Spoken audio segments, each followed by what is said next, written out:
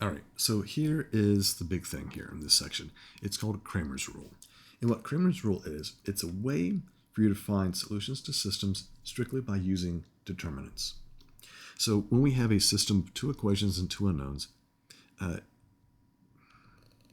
you'll see it written like this. So you have like ax plus by equals, let's call this s, and then we'll have cx plus dy equals t. So solutions to this will be given by this form. So x is going to be given by that, where the denominator d here is going to be the determinant. And we're going to talk about what determinant that is, because we do have, if we turn this into an augmented matrix, it'd be 2 rows and 3 columns. So that kind of throws things off for us. So we'll talk about what the determinant is. We'll talk about what the d with the subscript of x is going to be. So x would be that, and the y value would be dy over d. All right, so let's talk about what these guys are. D is going to be the determinant from the coefficients of your variable terms. It's just going to be that, plain and simple. Like, don't think too much about it. Now, this is all provided that this determinant does not equal 0. Because if your determinant is 0, well, that's going to mess up our solutions, right? Because you can't take something and divide by 0, you'd be undefined, which would mean a weird situation, right? All right, so then the determinant sub x is going to be found by doing this. So instead of doing the a and c that we have here for the x's, we're going to write the constants. Going to do s. We'll do it this way. We'll do s and t, and then we'll keep the b and the d the same as they were. And then for the determinant based off of y, we keep the x's the same, but then we turn the y coefficients into the constants that were on the other side to make it look like this. That's how you come up with the solution. So it's not that bad of a formula to remember. You just have to remember that when you were working with your x's, you're going to replace the x's.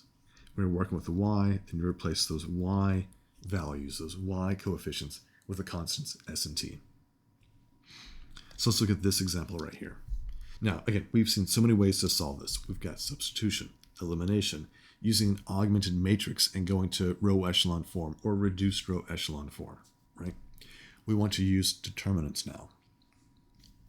So that means that my x is going to be that determinant sub x over d, and y is going to be that determinant y over the big determinant d. So the big determinant d here is going to be using that stuff that you have there on the left. So take it exactly as you see it. 2, 5, 3, 2. That is your big determinant. And as long as this guy does not equal 0, then we can use Cramer's rule and come up with the solutions. All right, so then the d with a subscript of x means that you're going to replace the x's here with those constants. You'd use negative 14 and positive 1. But then you keep the y ones there, so 5 and 2. And then when I do the one for the y, I'm going to replace those y values with those constants, negative 14 and 1, and I keep the x coordinates, so 2 and 3. You evaluate each of these 3 determinants, and you've got your answer. I mean, once you do the division, right? So let's work this out. So if I do that product, we get 4 minus that product, which is 15. So we end up with negative 11. That's not an answer. That's just part of the problem here. Then here, we're going to do this product. So negative 14 times 2 is negative 28 minus, and then we do this product, 1 times 5 is 5. So we have negative 33. And then over here, this product, 2 times 1 is 2, minus, and we do this product, 3 times negative 14, so negative 42. But these guys combine to give me a positive 44. So when I finish writing this, that means that my x is going to be this negative 33 over negative 11, which is positive 3. And my y value is going to be 44 over negative 11, which gives me negative 4. So it tells me that my solution set is the ordered pair 3, negative 4. And again, it doesn't, and it shouldn't take a lot of work to go back and check that to make sure that it does work out correctly. Okay, you've got your calculator. You can do the reduced row echelon form. You can find the determinants of each of these, but I think it would take more time to actually type in all of these than it would be to just do it yourself. But again, it doesn't take long to check. So let's see, 3, negative 4. Does that work out? If I plug in 3 and negative 4, so this gives me 6 minus 20 equals negative 14. That works out.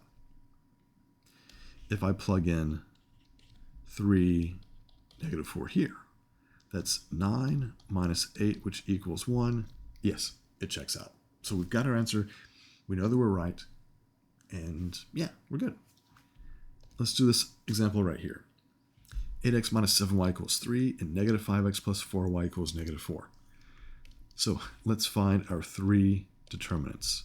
Our main determinant would be using 8, negative 7, negative 5, and 4. Our x determinant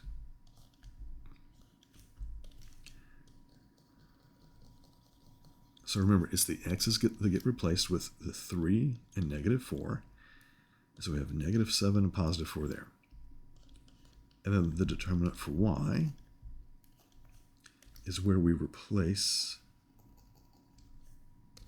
the y's with 3, negative 4, and those x coordinates 8 and negative 5 get brought down like that. So let's find these determinants. This product here, 8 times 4 is 32, minus this determinant. That's going to be positive 35. So we end up with 32 minus 35 is negative 3. Now here, this next one. 3 times 4, got that one, that's 12, minus negative 4 times negative 7 is a positive 28. This gives me negative 16. And then for the determinant with y, 8 times negative 4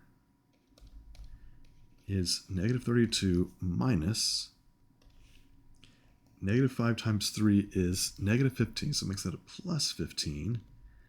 And we have negative 17. All right. So that means that my x, which is given by this form, should be negative 16 over negative 3. And we end up with a positive 16 over 3. And then for the y, we have dy over d. So it's going to be negative 17 over negative 3, and that gives me a positive 17 thirds. So it looks like we're saying our solution is 16 thirds, comma, 17 thirds. All right, so let's check this with a calculator. I'm not going to do the determinant stuff. I'm just going to go and do the reduced row echelon form. which means I'm going to have to edit my matrix again. So 2 by 3, 8x minus 7y equals 3, and then negative 5 plus 4y equals negative 4. All right, so let's go to our matrix math, reduce row echelon form of matrix A. Now, we see that my answer has fractions, so let's go ahead and do math and turn our answer into a fraction. That way we don't have to do a second step. And it tells me that x is 16 over 3 and y is 17 over 3. So our answers are right on target. Cool beans. Isn't math great? You were able to do these determinants, which are pretty simple. You didn't have to do substitution. You didn't have to do elimination. You didn't have to do matrix, or you have to do with matrix operations. You just use the formula as long as you know how to calculate the determinant. Super easy.